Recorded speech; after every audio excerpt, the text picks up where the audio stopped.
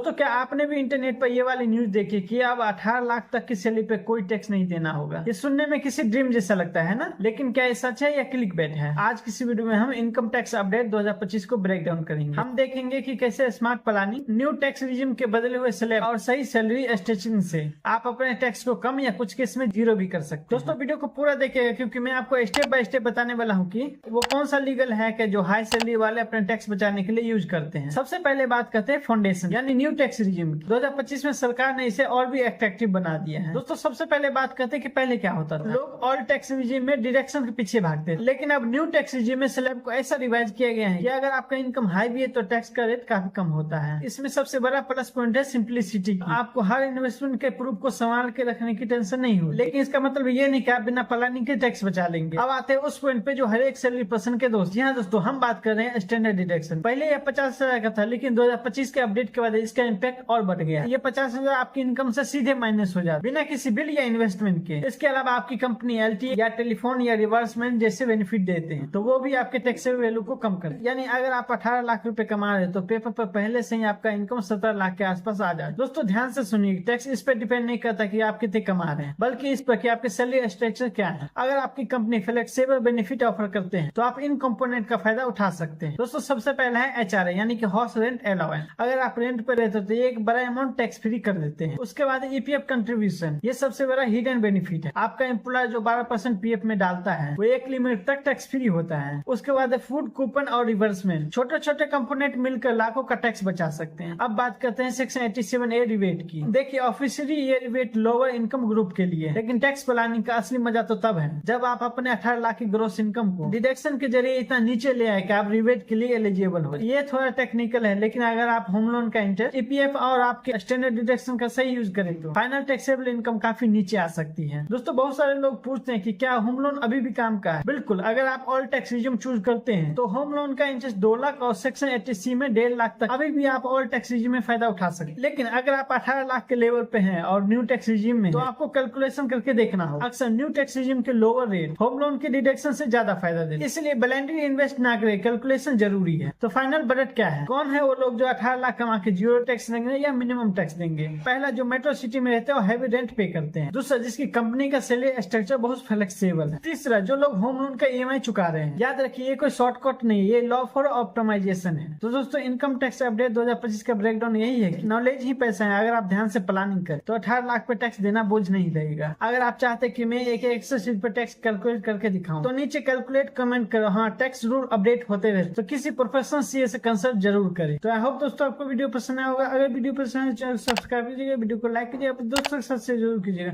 चलो दोस्तों मिलते किसी नए वीडियो में, तब तक के लिए जय श्री राम।